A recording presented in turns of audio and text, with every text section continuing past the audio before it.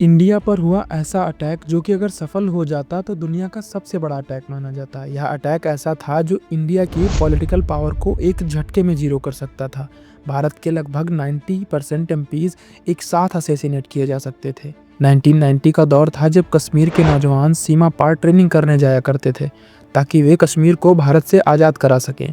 कश्मीर में एक्टिव आतंकवादी समूह इन नौजवानों को भारत के खिलाफ मोटिवेट करते थे। इन्हीं नौजवानों में से एक नौजवान जिसका नाम अफजल गुरु था, जन्म 1969 में जम्मू कश्मीर के सोपोर डिस्ट्रिक्ट में हुआ था। लोकल स्कूल से मैट्रिक पास करने के बाद उसने झेलम वैली मेडिकल कॉलेज में दाखिला लिया, लेकिन कुछ ही दिनों में वह टेररिस्ट एक्टिविटीज़ में शामिल हो गया और उसने पढ़ाई बीच में ही छोड़ दी।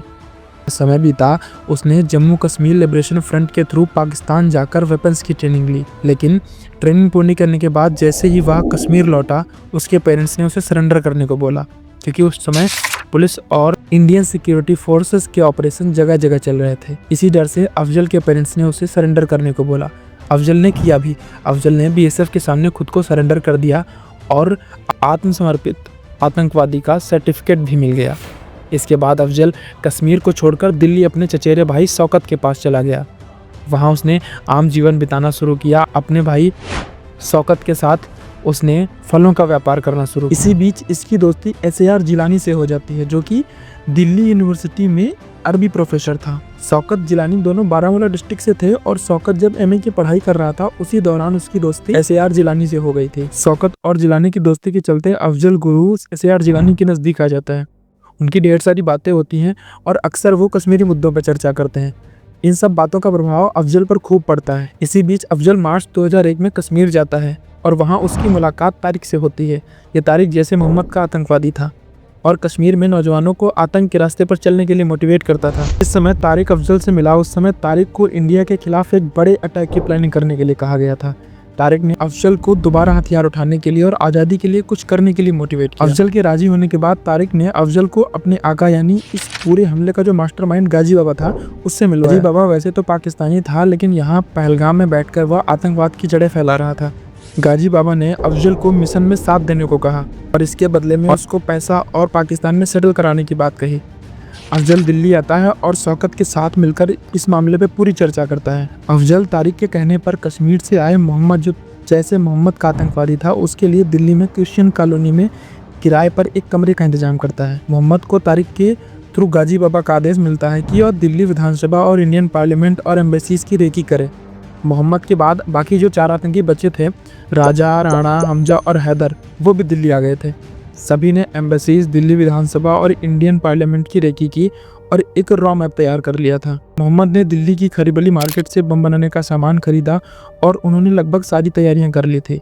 जो जो चाहिए था अटैक के लिए, उन सब की तैयारी उन्होंने धीरे धीरे कर ली थी।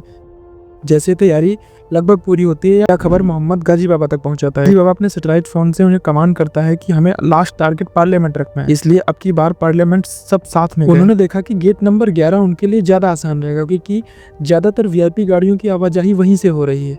और उन्होंने ये ऑब्जर्व किया, जो भी VIP गाड़ियाँ हैं जिनमें लाल बत्ती लगी है और मिनिस्ट्री के स्टिकर्स लगे हुए हैं, उनकी कोई ज़्यादा रोक टोक नहीं हो रही, वो आसानी से गेट पास कर रहे हैं। यहीं से मोहम्मद एम्बेसडर कार खरीदने का आइडिया निकालता है।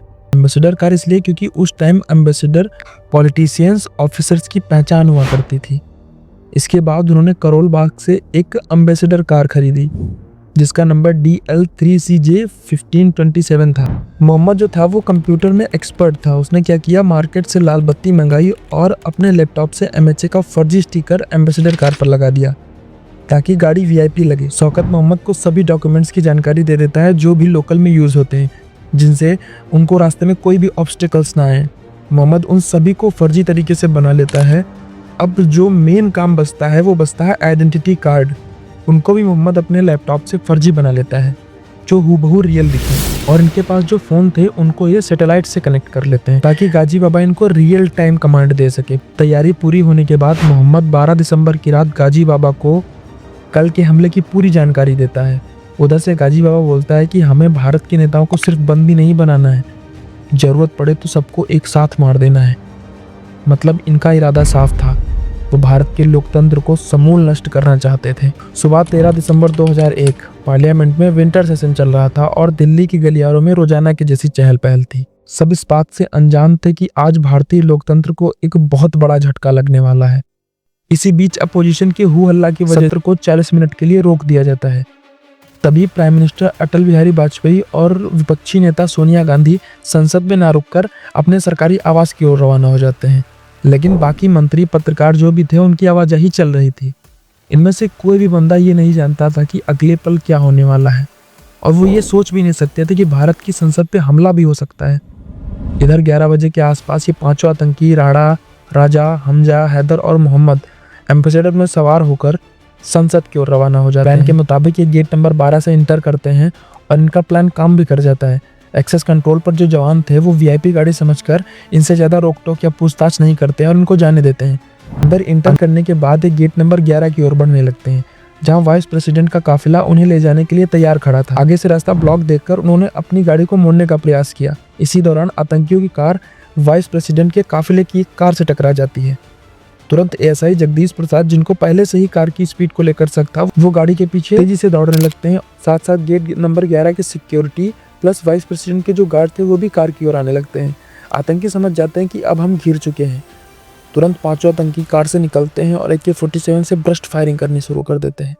गेट नंबर 1 आयरन गेट, जो कि गेट नंबर 11 के पड़ोस में ही था, उस पर तैनात सीआरपीएफ कांस्टेबल कमलेश कुमारी, जो सबसे पहले गेट नंबर 11 पर उनके संदिग्ध होने के शक में उनको रोकने का प्रयास करती हैं और इमरजेंसी अलार्म बजा देती हैं। उनको 11 गोलियां लगती हैं और वो मौके पर ही शहीद हो जाती हैं। और दूसरी तरफ एएसआई जगदीश प्रसाद भी तुरंत कार के पास पहुंचते हैं, जिससे वे भी उनके निशाने पर आ जाते हैं और वहीं पर वो भी शहीद हो जाते हैं।